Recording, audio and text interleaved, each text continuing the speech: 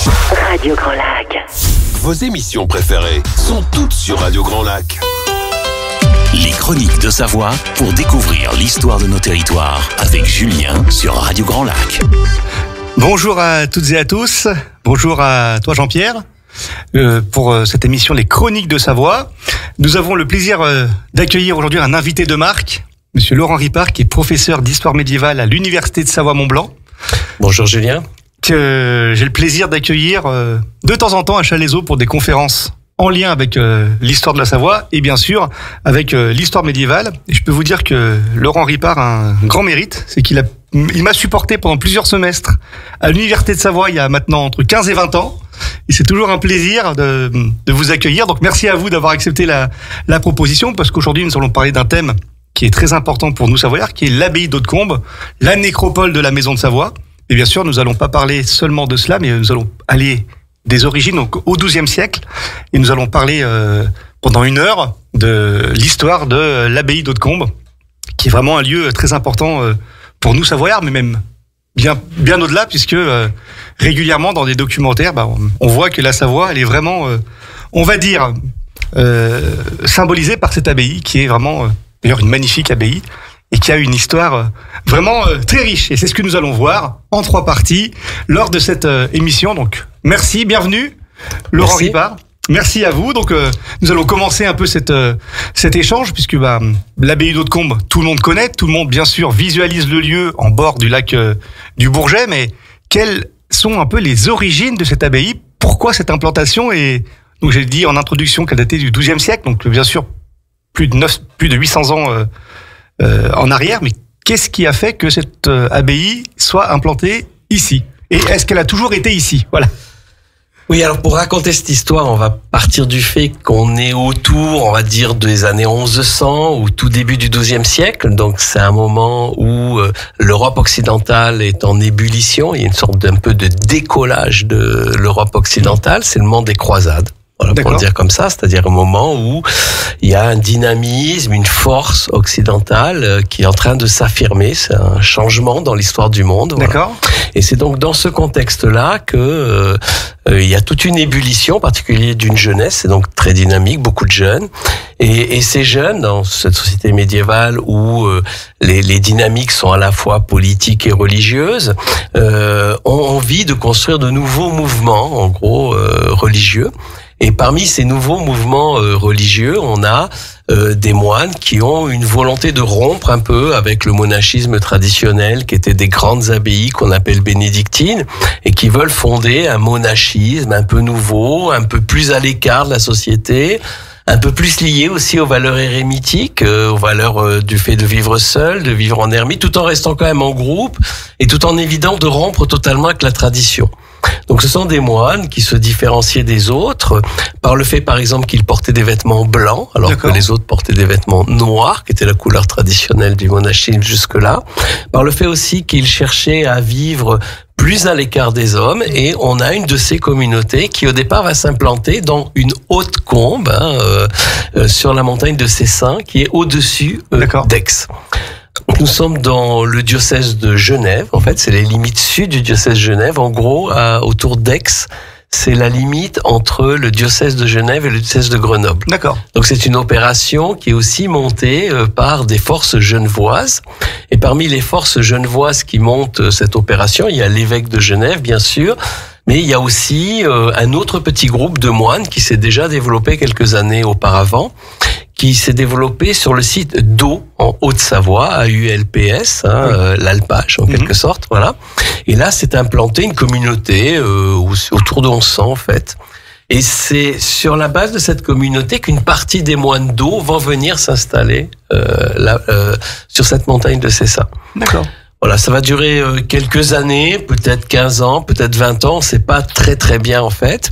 Et au bout de 15-20 ans, ils vont changer de lieu et ils vont s'implanter en face, au bord du lac, sur l'actuel site qu'on va maintenant appeler Hautecombe, qui va garder le nom venu. C'est pour ça que c'est côté un peu bizarre, puisque en fait on a ce site au bord du lac qui s'appelle Hautecombe, alors que bon, ça n'a géographiquement pas grand chose à voir. Voilà, c'est un peu l'origine sur ce déplacement vers ce site-là.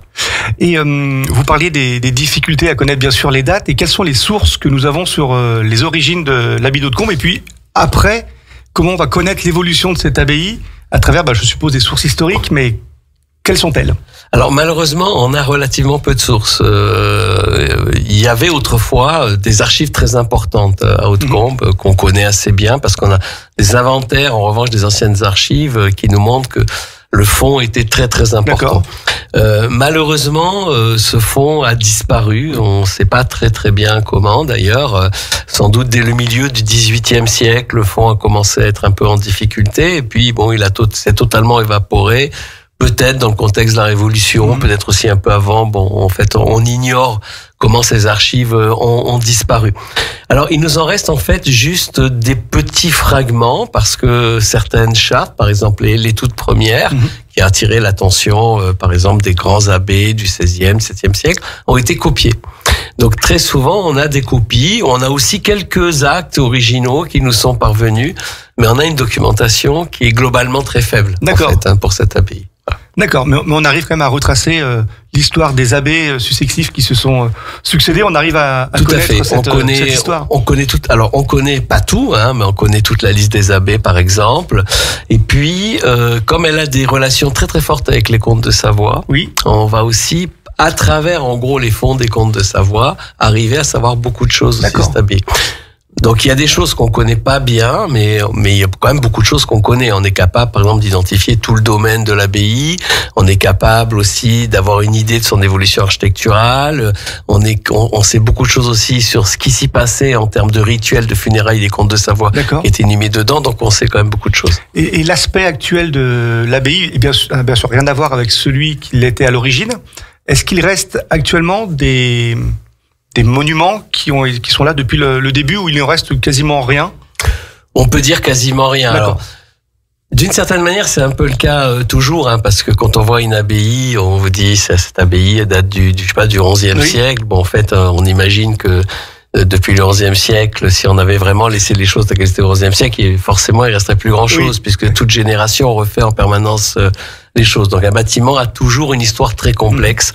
Mais évidemment, à Hautecombe, l'histoire est particulièrement complexe. Il y a une série de réflexions. Dans la dernière, la plus importante, a lieu au XIXe siècle, mais déjà bien avant, il y a eu beaucoup de transformations.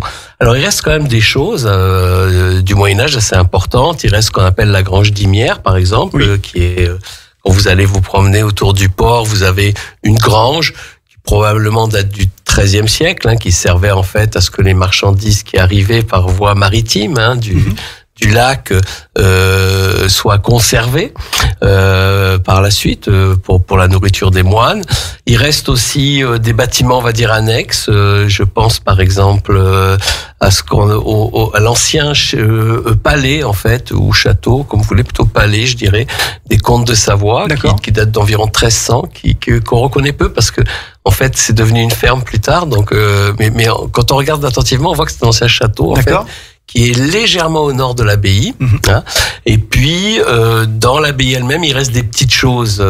Il y a en particulier un grand pierrier dans lequel on a par exemple des débris des tombes originales. Et puis surtout plus au sud, tout le côté sud où on peut pas rentrer normalement. En fait là vraiment on est dans du 19e, ce sont les palais royaux du 19e. Et vous parliez d'échanges bien sûr maritimes, puisque nous sommes à côté du lac. Quels sont un peu les relations entre l'abbaye d'Hautecombe et ce fameux lac du Bourget? Ça doit y avoir des échanges commerciaux, mais pas seulement, peut-être des pèlerins qui viennent. Comment ça se passe? Est-ce que ça vraiment fourmille, ou c'est vraiment une communauté qui vit un peu en vase clos? Non, alors justement, je pense que c'est l'élément majeur, c'est-à-dire aujourd'hui on a l'impression que c'est un coin très désolé, c'est très à l'écart. En fait, pas du tout. Le lac du Bourget, c'est un axe de circulation majeur depuis toujours. C'est-à-dire, il faut jamais oublier que dans les sociétés d'avant, la route par la voie terrestre est une route toujours très difficile, très chère aussi. Et en revanche, dès qu'on peut arriver sur de l'eau, eh bien, ça devient beaucoup plus simple de circuler. Donc, à partir du moment où j'arrive d'Italie, par exemple, où j'arrive au Bourget, je peux partir sur le lac du Bourget. À partir de là, je peux aller sur le Rhône, qui, dès qu'on est en aval de Seyssel, est un rôle navigable jusqu'à la Méditerranée. Oui. Et donc, c'était un espace extrêmement, en fait, fourni. Et Hautecombe, en fait, vous avez le premier port qui est au Bourget, et le deuxième port, c'est Hautecombe. D'accord. Donc, autrement dit, contrairement à ce qu'on peut souvent penser aujourd'hui, c'est-à-dire que c'était un lieu désolé, etc. Non, on est sur un axe de circulation absolument majeur. Voilà. D'accord. C'est ça, ce monastère. Et donc, il y a un port à Hautecombe depuis toujours. Il y avait un port au Bourget aussi. Et donc, il y a une circulation très importante. Alors, où les hommes débarquent, hein, par exemple, pour les funérailles des ducs au XVe siècle, on sait que sont financés, par exemple, 4000 pauvres qui embarquaient sur bateau. D'accord. Donc, probablement, avec l'aristocratie, etc., il y a au moins 10 000 personnes sur l'eau en un seul moment. D'accord. Donc, imaginez ce que ça donnait comme flotte. À côté de ça, on a tout le transport aussi économique. Bon, par exemple, le plus grand domaine d'Hautecombe, c'était à Jarzy, dans les Bauges. Oui. Voilà, le village leur appartient. D'accord. Eh bien, toutes les productions de Jarzy descendaient au Bourget, et puis après, elles étaient mises sur bateau et elles arrivaient au port. Et il y a un trafic commercial absolument considérable. Autrement dit, c'est un élément à bien avoir, que ce lac, en fait, c'est pas un lac romantique, oui. Hein, c'est un axe. C'est une des grandes autoroutes européennes qui permet d'accéder après aux routes d'école, etc. Voilà. Donc c'est un lieu important, central. Et vous parliez de possession dans les Bauges, c'est-à-dire qu'il y a un aspect spirituel, bien sûr, mais aussi un aspect temporel, puisque l'abbé est un peu un maître de son domaine. Je ne sais pas, vous m'arrêtez si je donne les mauvais termes, mais il y a également cet aspect-là de propriétaire, de terrien, notamment, je suppose. Et comment se faisaient les relations entre un territoire des Vosges un peu en montagne et les bords du lac? Comment ça se passait? Et puis pourquoi Jarzy, d'ailleurs? Alors pourquoi Jarzy, on le sait pas très bien. D'accord. On n'a pas l'acte qui permet de comprendre comment ces terres sont arrivées. Mais l'abbaye possédait, comme c'est toutes les abbayes, hein, possède des domaines. Alors au Moyen Âge, on possède jamais un domaine un peu comme des latifundia, oui. Vous voyez, tout unifié. On possède des bouts un peu partout. Voilà. C'est pour ça, Jarzy, c'est là où on a une concentration très forte, mais c'est rare qu'on en ait autant. Et ils avaient un domaine foncier qui était très important, hein, avec des terres et des biens qui pouvaient aller jusque à Vienne, par exemple. Bon, voilà. Bon, surtout là où ils ont beaucoup de possessions, c'est en face, hein, du côté d'Aix, par exemple, du côté aussi Saint-Pierre-de-Curtil, par exemple, c'est un très grand domaine aussi important. Et puis sur l'ensemble, même Chambéry aussi, ils possèdent par exemple une maison à Chambéry, des moulins, des fours aussi, qui produisent des droits de manière assez importante. Donc effectivement, alors c'est le grand paradoxe du Moyen-Âge, c'est que normalement les moines c'est les pauvres, qui ne possèdent rien, mais en même temps les abbayes comme Hautecombe sont les gens les plus riches, en fait, les établissements les plus riches, voilà. Et leurs possessions foncières sont effectivement extrêmement importantes. Et ces possessions, elles viennent d'où? C'est des dons qu'on leur donne, ou alors je vais pas dire d'héritage parce que je pense que c'est difficile d'hériter quand on est moine, mais c'est donc le comte qui donne des grandes familles qui donnent ses possessions. C'est ça, c'est-à-dire que en fait, quand on fonde une abbaye déjà, la fondation d'une abbaye se fait en lien avec l'aristocratie. Les moines sont tous des aristocrates. D'accord. C'est la particularité du monachisme en Occident. Oui. C'est qu'on a un monachisme aristocratique limité. Tous les moines sont issus des familles chevaleresques au moins minimum. Hein, d'accord. Donc, ce sont d'autres familles qui donnent. Oui. Et c'est une économie d'échange, c'est-à-dire que dans la grande idée chrétienne du Moyen Âge, je peux encore être sauvé même une fois que je suis mort. Et quand je suis mort, si je donne des terres, par exemple, à une communauté monastique qui prie pour moi, ces prières vont en quelque sorte laver mon âme. D'accord. Donc on avait une sorte de deal qui se faisait avec les moines. On leur donnait des terres et en échange, les moines, vous inscrivez votre nom sur ce qu'on appelle les obituaires, c'est-à-dire leur manuscrit de prière. Ils priaient pour vous, ça vous lavait votre âme et ça vous permettait après d'aller au paradis. Donc tout ça fait qu'il y a toute une économie qui se met en place et les grandes familles locales font des dons importants, jusque même aussi parfois, pour ceux qui ont des dons les plus importants, être accueillis dans le cimetière des moines, ce qui est le mieux pour aller au paradis. partie. D'accord. Et je fais un parallèle, mais peut-être que je suis totalement à côté. Est-ce que c'est un peu le même système que les indulgences qu'on va retrouver quelques siècles après, ou Tout rien à à fait. voir? C'est un peu le même Tout système. à fait. C'est le même système, sauf que l'indulgence, c'est un système d'abord purement financier, dans Oui. une économie qui devient beaucoup plus financière. Donc l'indulgence, vous avez un certain nombre de jours en moins de purgatoire à Oui. faire et vous payez de l'argent. Mais je dirais aussi plus populaire, parce D'accord. que si vous avez quelques sous, vous pouvez avoir une indulgence. En revanche, là, on parle d'une certaine aristocratie qui donne des terres. Voilà, donc là, c'est un élément. En fait, ils donnent des rentes, ils donnent des terres avec des paysans qui travaillent dessus. D'accord.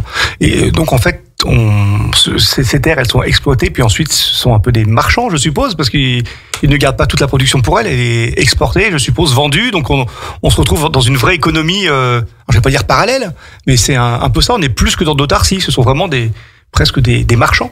Oui, c'est le centre les abbayes sont toujours des grands centres économiques, D'accord. dans lesquels d'ailleurs il faut voir, il y a toute une population importante dessus. Vous avez les moines eux-mêmes, on va dire suivant les périodes, entre 15 et 35 moines, D'accord. qui sont ce qu'on appelle les moines de cœur, ce sont des aristocrates. Et puis autour de l'abbaye, vous avez des gens qui viennent vivre, soit parce que ils sont en fin de vie, mais ils n'ont pas été formés pour être moines. D'accord. Donc ils se disent bon voilà, j'ai 45 ans, bientôt la mort. Il vaut mieux que j'aille vivre autour des frères. Voilà. Donc on appelle ça des convertis. Ou D'accord. on dit au Moyen Âge des convers, exactement, des convers. Et ils viennent comme ça dans l'abbaye. Et puis vous avez aussi des gens qui sont simplement des frères. Ils n'ont pas le statut de moine. C'est des paysans. Ils connaissent pas le latin, donc ils peuvent pas être moines. En revanche, ils peuvent travailler pour l'abbaye. Et les cisterciens, dont font partie l'abbaye d'Hautecombe, ont la particularité d'utiliser beaucoup de convers. D'accord. C'est-à-dire qu'ils aiment pas trop avoir des paysans qui ont des familles, etc., et qui leur donnent une rente. Ils préfèrent en fait avoir des frères qui sont en fait des gens convertis à Dieu, qui souvent ne sont pas mariés ou vivent avec leur ancienne femme de manière chaste, et qui travaillent en fait pour eux, ce qui permet comme ça d'avoir le moins de contact possible avec les laïcs. D'accord. Ben merci, c'est passionnant. Jean-Pierre, on va entamer notre première pause musicale. Merci Laurent, c'est passionnant. On reviendra tout à l'heure sur l'ordre des cisterciens. J'aurai quelques questions à vous poser. Petite pause musicale. Radio Grand Lac, La radio de l'identité locale au cœur de votre quotidien sur le 92.1. et en DAB. Les chroniques de Savoie pour découvrir l'histoire de nos territoires avec Julien sur Radio Grand Lac. Re-bienvenue à toutes et à tous pour ces chroniques de Savoie. Donc après cette pause musicale, on va dire des années 80, eh ben, nous allons replonger vraiment en arrière, puisque nous parlons aujourd'hui avec Laurent Ripard, professeur d'histoire médiévale à l'université Savoie-Mont-Blanc de l'abbaye d'Hautecombe.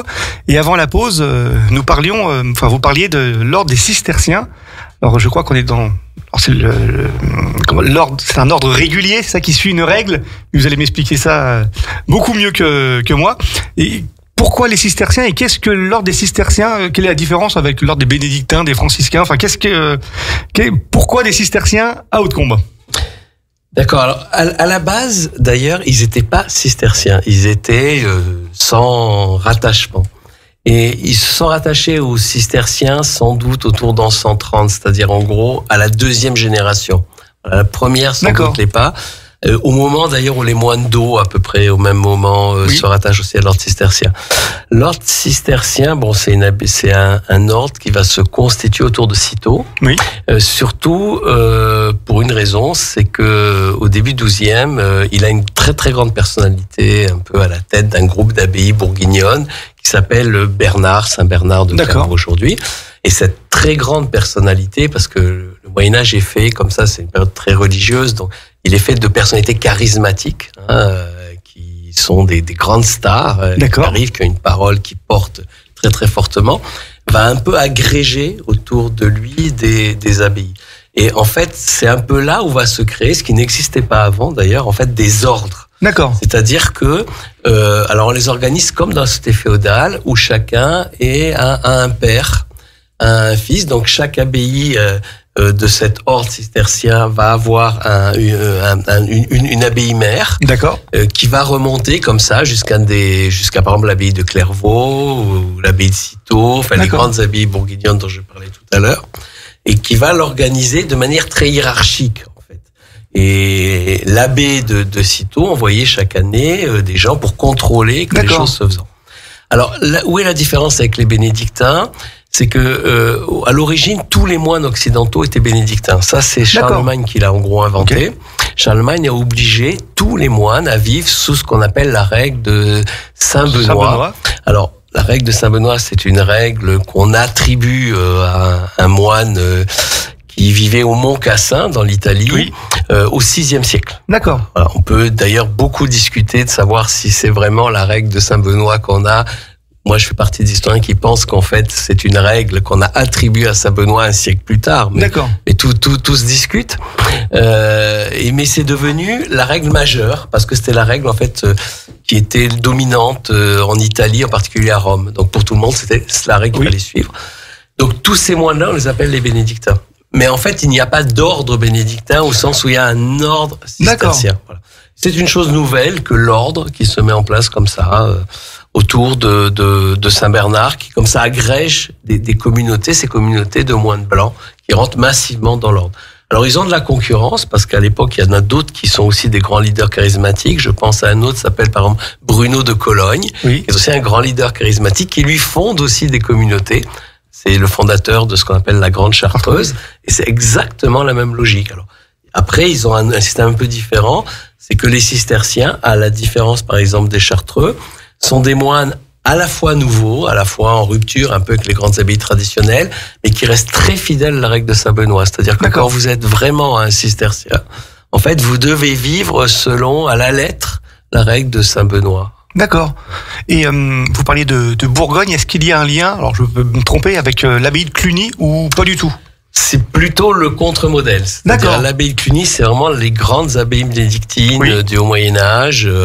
Alors l'abbaye de Cluny était une abbaye immense. Il y avait, à l'époque où Hautecombe est fondée, il devait y avoir 400 moines à l'abbaye de Cluny. Donc 400 moines, ça veut dire peut-être quelque chose comme 3000 personnes dans l'abbaye. C'est monstrueux.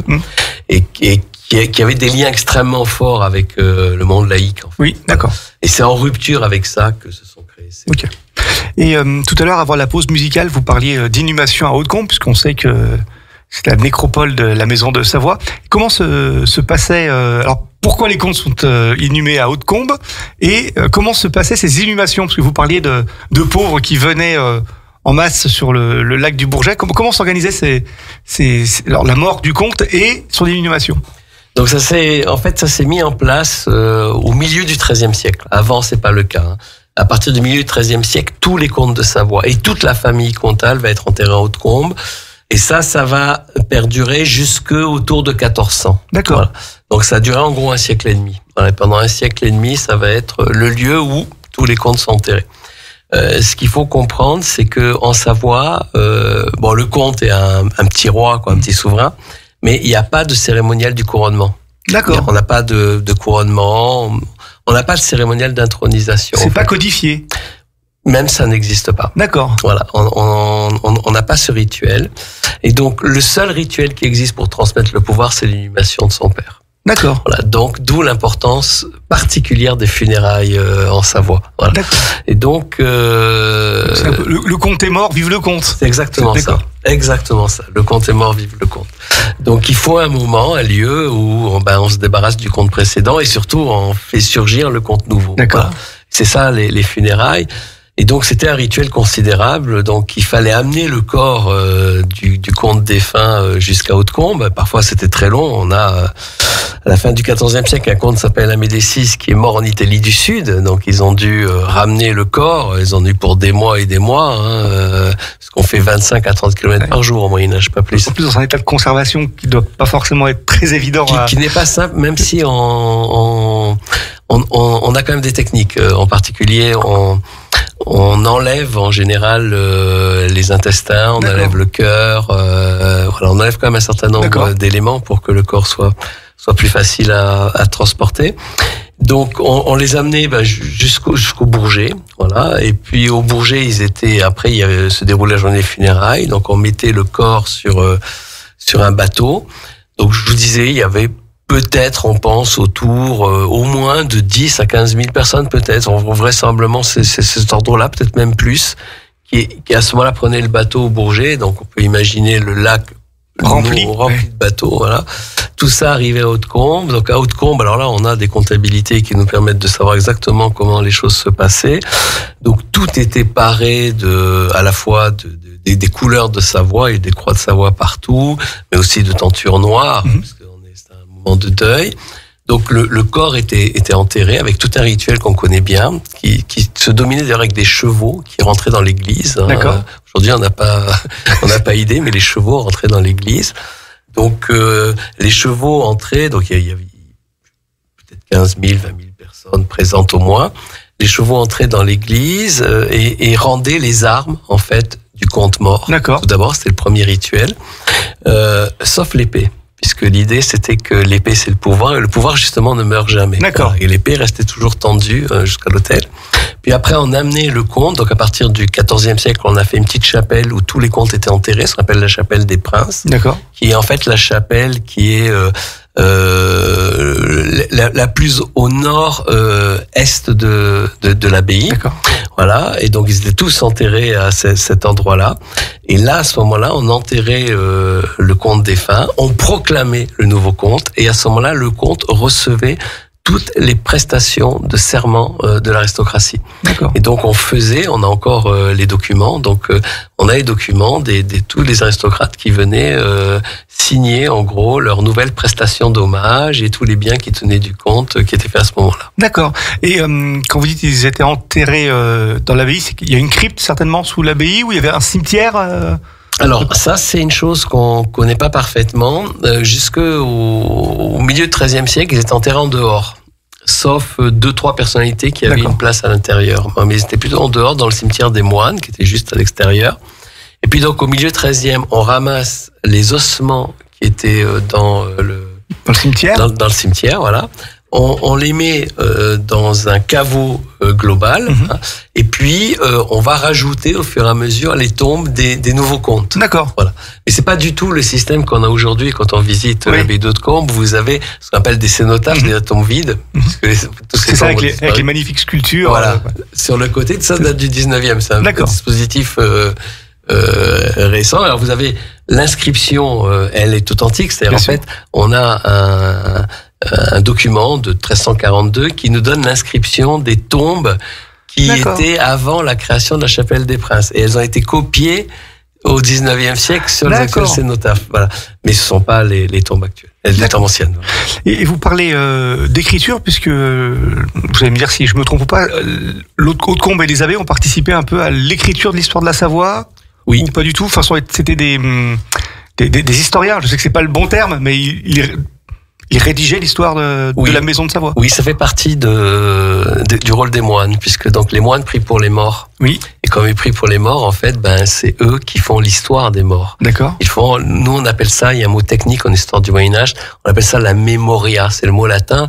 C'est pas seulement la mémoire au sens où nous on l'utiliserait, parce que c'est la mémoire liturgique. C'est aussi l'idée que on célèbre la mémoire des gens qui doivent aller au paradis. C'est cette logique-là. Mais ils ont cette fonction. Et justement, dans cette chapelle des princes, donc on pouvait visiter l'église, il y avait une sorte de tourisme aussi au Moyen-Âge. Hein. Donc on allait dedans, on allait dans la chapelle des princes, et là était affiché sur un parchemin qui était collé sur un grand tableau de bois, la généalogie des comtes. Et donc on vous donnait le nom des comtes, sa femme, et un peu quelques petites choses sur ce qu'il avait fait. Et en fait, c'est la première généalogie de la maison de Savoie, et c'est de là que vient l'histoire de la Savoie. C'est-à-dire que par la suite, on a repris la généalogie de la maison de Savoie et on a juste un peu enrichi. Mais tout le système de pensée, notre manière de penser les choses, a été déterminé par ce qui se passe à Hautecombe. D'accord. Et on remonte loin dans la généalogie des comtes de Savoie ? Alors on remonte à ce qui est encore aujourd'hui pour nous le fondateur de la maison de Savoie. On remonte à un personnage qui s'appelle Humbert, qui est le premier comte de Savoie vers l'an 1000. Et on nous dit que la généalogie qu'on a, qui date de 1342, nous dit que avant Humbert, il y avait un certain Girard. D'accord. Alors, ce Girard, c'est un héros des chansons de geste, qui s'appelle Girard de Vienne, qui est très connu. C'est celui qui est, par exemple, sur les fresques de Cruet que vous voyez au musée Savoisien. Savoisien, oui. C'est le même personnage. Très très connu dans l'aristocratie au XIVe siècle. Et sur ce Girard, après, en revanche, on a mal lu plus tard le nom de Girard et on s'est dit tiens, ça devait être un premier ancêtre. Et ils ont lu Bérold. D'accord. Géroldus. Béroldus, il y a juste le G qui passe en B, c'est tout. Pour peu qu'il soit mal écrit, on peut se tromper. Voilà, et c'est comme ça qu'un siècle plus tard, quelqu'un qui n'a pas bien compris la généalogie a pensé que le père de Humbert s'appelait Bérold. D'accord. Et donc on a encore, vous allez en Maurienne, par exemple, vous montre le château de Bérold qui n'a jamais existé. D'accord. Mais voilà, ça vient de ça. Ok, Voilà. très bien. Et on va remonter un peu, on va aller un peu plus loin dans le temps puisque vient au 1789-1792 l'épisode de la Révolution française. Est-ce que l'abbaye d'Hautecombe comment elle va connaître ces événements? Alors en fait les Français donc arrivent en Savoie en septembre 1792. Le général Montesquieu. Oui, c'est ça. Voilà. Et donc, on est dans une période où on considère que les religieux servent pas à grand chose. Hein. C'était pas simplement une idée de la Révolution, c'est une idée beaucoup plus ancienne, qui était déjà d'ailleurs celle des protestants, qui avaient supprimé les monastères. Oui. Voilà, ils avaient gardé, en gros, ce qu'on appelle le clergé séculier, les prêtres, parce qu'ils trouvent que ça a une utilité, ça enseigne la morale, ça fait plein de choses. Mais des gens qui ne travaillent pas, qui ne font rien, qui vivent dans des maisons, voilà, pour tout le monde, et qui en plus ont de très grosses possessions, ça sert à rien. Donc, c'était une idée assez développée. Les Français vont le pousser jusqu'au bout. Et donc, vont décider d'en faire un bien national. Donc, l'établissement est confisqué et il est mis en vente. D'accord. Voilà. Alors, il était déjà pas très brillant à cette époque-là, puisqu'il y a une sorte de grand déclin du monachisme au XVIIIe siècle. C'était vraiment quelque chose d'être moine au XVIIIe siècle. C'était vraiment quelque chose de très ringard. Voilà. Donc, c'était déjà plus grand chose. C'était pas en très bon état non plus. Donc, ça a été vendu comme bien national, réutilisé comme le sont toutes les abbayes de l'époque. C'est devenu une faïencerie. D'accord. Très bien. Eh ben, Laurent, nous allons attaquer notre deuxième pause musicale. Au cœur de la vie locale. Aix-les-Bains, Chambéry et Lac-du-Bourget. Radio Grand Lac. Les chroniques de Savoie pour découvrir l'histoire de nos territoires avec Julien sur Radio Grand Lac.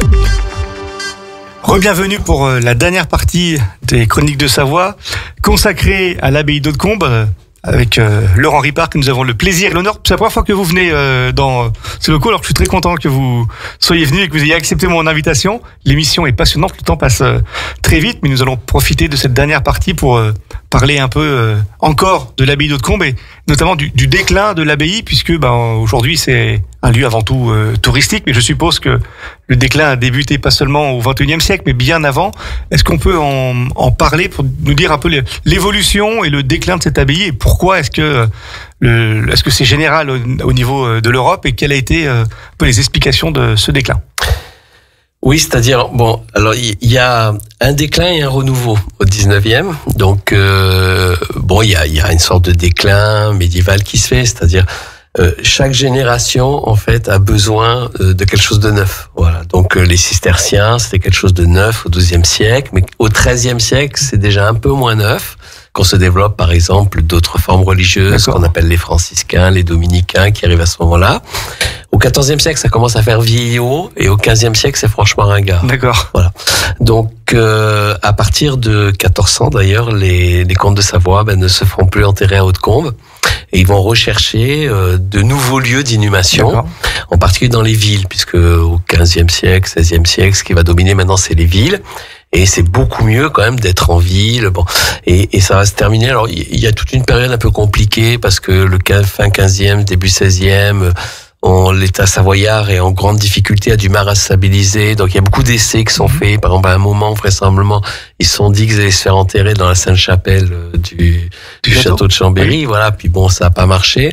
Et puis, quand la Savoie se restabilise, on va dire, dans les années 1560, à ce moment-là, le nouveau projet, ça sera d'être inhumé tout à côté du palais royal qui maintenant est édifié à Turin. D'accord. Et c'est là désormais qu'ils seront, puis au XVIIIe siècle, ils iront à côté de Turin, mais maintenant on est lié aux villes. Voilà. D'accord. Voilà. Et donc les abbayes cisterciennes, c'est plus ça, et elles servent surtout en fait à ce moment-là de grands lieux où on peut donner comme un bien féodal à quelqu'un qu'on aime bien. Par exemple, au XVIe siècle, il y a un personnage assez important dans l'histoire intellectuelle de la Savoie qui s'appelle Alphonse d'Elbène, qui était un humaniste, c'était un très très proche de Ronsard, D'accord. qui était un peu un humaniste qui était venu, puisqu'il y a un mariage entre le duc de Savoie qui s'appelle Emmanuel Philibert et une des filles de François Ier, voilà. Et elle est venue avec des intellectuels français. Parmi ces intellectuels, il y avait Alphonse d'Elbène, qui a beaucoup servi à la cour du duc. Et pour le remercier, on lui a donné Hautecombe. Voilà. D'accord. Donc il est devenu, on appelle ça un abbé commendataire. Donc il a vécu d'ailleurs en partie à Hautecombe, comme un petit peu un palais, voilà, mais c'est beaucoup moins religieux, bien sûr. D'accord. Et c'était un laïc ou il était quand même Alors non, c'est pas un laïc, c'est un clerc, mais comme sur tous les érudits, de toute manière, on est toujours un peu clerc, qui va terminer sa carrière d'ailleurs évêque. Il a une carrière très intéressante, donc il est à Hautecombe, il écrit beaucoup, il écrit de l'histoire. Oui. Un chroniqueur un peu. Oui, c'est ça. D'accord. Et d'ailleurs, Hautecombe deviendra même le siège d'une imprimerie. On a des ouvrages qui sont imprimés d'Hautecombe, en particulier sans doute par l'imprimeur chambérien qui s'appelait Pomard. Et puis, c'est une période compliquée politiquement. Il est français, il travaille encore un peu avec le roi de France. Oui. À un moment, il trahit le duc de Savoie, il se réfugie en France et il finit sa carrière évêque d'Albi. Et d'ailleurs, il amène avec lui un certain nombre de manuscrits d'Hautecombe qui aujourd'hui sont à la bibliothèque municipale d'Albi, qu'on peut encore y consulter. D'accord. C'est vrai que vous parlez de la période 15e, 16e siècle, qui est une période troublée, puisque nous avons aussi l'émergence du royaume de France, bien entendu, et puis de l'autre côté, le Saint-Empire romain germanique, et ce duché de Savoie qui est coincé entre les deux et qui essaye de faire des alliances tantôt avec l'un, tantôt avec l'autre. Et malheureusement, la Savoie, à partir de 1536, je crois, va subir une succession d'invasions, donc beaucoup françaises, puis parfois même espagnoles. Enfin, c'est compliqué pour le royaume de France, pour le duché de Savoie, situé de cette partie des Alpes, d'exister. C'est vrai que c'est compliqué. Donc, il y a des liens particuliers entre la France et Hautecombe. Est-ce que parfois ils essayent de placer ces hommes ou pas du tout? C'est chasse gardée au comte, pardon. Alors disons que Hautecombe est une abbaye qui dépend du duc. D'accord. Donc c'est chasse gardée. D'accord. Oui. Du moins quand il arrive encore à contrôler ses États. Okay. Mais c'est à lui. Et quand il y a une occupation française, oui. L'abbé reste ou Alors logiquement les abbés restent. Mais d'accord. Les occupations françaises, en tout cas, celle de 1536 est durable, mais sinon elles sont relativement courtes en général. D'accord. Ok.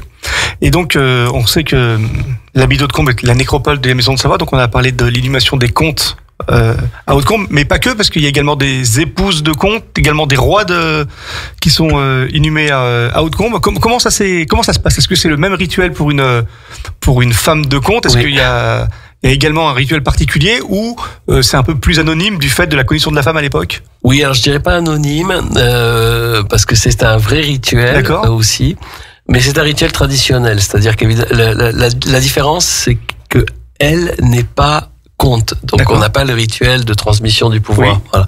Mais sinon, ça se fait. Et au Moyen Âge, la tradition, qui est d'ailleurs restée l'actuelle, c'est d'être enterré auprès de sa femme. D'accord. Et donc ça et en particulier de sa première épouse quand on en a plusieurs. Oui. Voilà. Donc ça se fait toujours comme ça. C'est pour ça que lorsque l'épouse du comte meurt, elle est enterrée. Pour les rois, ça c'est encore autre chose. C'est que donc Hautecombe. C'est une abbaye en déclin qui n'intéresse plus grand monde au XVIIe, XVIIIe siècle. Et puis, au début du XIXe siècle, un des descendants des comtes de Savoie, qui est maintenant le titre de roi, qui s'appelle Charles Félix, va à Aix. Là, il revoit à nouveau d'Aix Hautecombe et il décide d'avoir un énorme projet, c'est-à-dire de restaurer Hautecombe. D'accord. Et de s'y refaire enterrer. Alors c'est un projet très ces années de restauration, donc c'est vraiment un projet réactionnaire au sens vraiment premier du terme. Oui. On revient au Moyen Âge. Voilà. Donc c'est lui qui ordonne de reconstruire l'abbaye comme au Moyen Âge. Donc il y a des travaux très importants qui sont faits. Elle est reconstruite fidèlement ou par rapport à l'idée que l'on se faisait du Moyen Âge à l'époque? Alors elle est reconstruite par rapport à l'idée qu'on se faisait du Moyen Âge à l'époque, mais ils ont vraiment fait des travaux très intéressants au niveau des recherches. Oui, il y a par exemple le grand historien de l'époque, qui s'appelle Luigi Cibraio, qui publie à ce moment-là ses recherches archéologiques sur l'abbaye d'Hautecombe. D'accord. Et alors le style est pas vraiment médiéval. C'est un style très 19e, etc. Pour nous aujourd'hui. D'accord. Mais disons, par rapport aux connaissances du 19e, il y a vraiment eu un vrai travail de reconstitution archéologique, on peut dire. Voilà.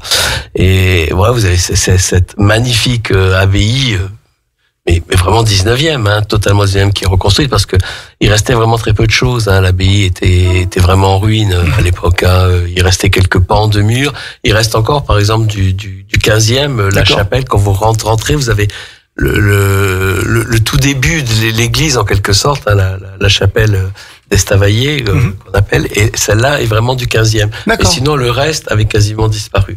Donc, ils relèvent tout, ils reconstruisent, ils refont, ils mettent à côté un palais royal aussi, hein, qui est vraiment un très beau. Malheureusement, il se visite pas, ou très, très exceptionnellement. C'est un grand palais royal. Ils mettent des jardins d'agrément. Ils mettent une petite tour qu'on voit encore aujourd'hui, au sommet de laquelle il y a une sorte de petite salle où on peut aller prendre le thé avec la vue sur le lac. C'est vraiment très très beau.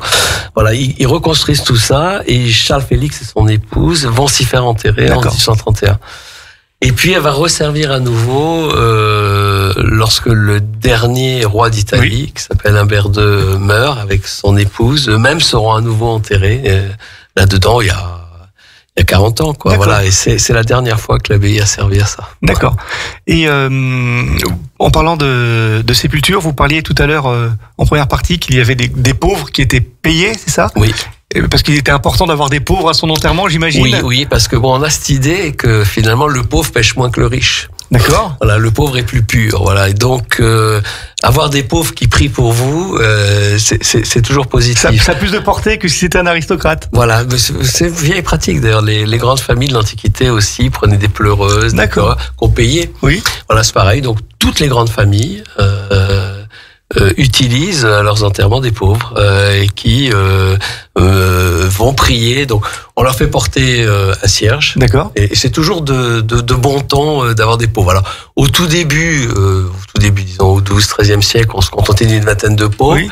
Puis il y a une sorte d'inflation au 14e, 15e, où alors on en met des milliers. Et est-ce que le fait de montrer qu'il y a beaucoup de pauvres à son enterrement, c'est aussi un signe de pouvoir et de richesse? Plus il y a de pauvres, plus on dépense d'argent, forcément. Et donc, ça montre la puissance de la maison qui est un peu à l'honneur, parce que... C'est ça. D'accord. C'est ça. C'est-à-dire, il y a effectivement une partie du budget du duc qui passe dans des dépenses de prestige, mais qui ont une fonction politique majeure, c'est-à-dire de montrer que on n'est pas un petit comte de rien du tout. On est des princes puissants. Voilà. Et donc, c'est pour ça qu'on dépense beaucoup. Et le grand moment où on manifeste sa puissance, c'est évidemment les funérailles, puis surtout l'avènement du nouveau. C'est-à-dire le nouveau va montrer sa grande puissance en faisant des obsèques les plus somptueuses possibles à son père. Et c'était public le fait que les pauvres étaient payés, ou c'était quelque chose qui était... Ah non, c'est tout à fait public. D'accord. Ah non, ça alors ne choquait vraiment personne. Hein, non. Et on se portait candidat, non? Comment ça se passait? Alors ça, on connaît pas le recrutement, comment ça se faisait exactement, parce que nous, tout ce qu'on a, c'est les listes. Bien sûr. Là où on nous dit que, parce que tout ça est très contrôlé. Hein, il y a une chambre des comptes qui vérifie les dépenses. Voilà. L'argent n'est pas censé circuler, mais la personne qui a payé les pauvres rend compte qu'elle a donné telle ou telle somme. Voilà. Et on a toute la comptabilité. D'accord. Ah, c'est passionnant. Oui, c'est vrai qu'on a vraiment changé d'époque. Eh ben, nous arrivons bientôt à la fin de cette émission. Merci à vous, Laurent Ripart, pour d'avoir participé à cette émission des Chroniques de Savoie.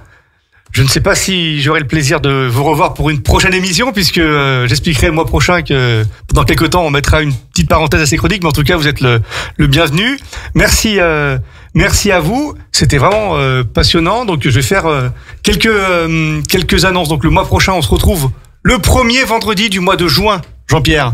Et là, on va s'y tenir, parce que c'est vrai que là, malheureusement, avec les ponts du mois de mai, donc nous avons dû exceptionnellement organiser cette émission donc aujourd'hui, parce que bien sûr nous n'allons pas forcer nos éditeurs en vacances à nous écouter le pont du 1er et du 8 mai, mais nous reverrons au mois de juin où nous ferons un peu une chronique. Ce sera la chronique des Chroniques de Savoie, où nous prendrons plusieurs dates en lien avec l'équipe de Radio Grand Lac, et puis des dates marquantes de l'histoire de la Savoie, et nous reviendrons à travers plusieurs dates sur des événements importants ou pas, qui ont marqué l'histoire de notre territoire. Et quand je parle de Pays de Savoie, c'est bien sûr la Savoie au sens large, puisque nous parlerons de la Savoie, de la Haute-Savoie, le comté de Nice, le Piémont, le Genevois, le Val-Romey, le Bugey, puisque vous savez que la Savoie a une histoire très riche. En tout cas, merci à vous pour votre fidélité. Merci Laurent pour votre présence. C'était vraiment passionnant. Le temps est passé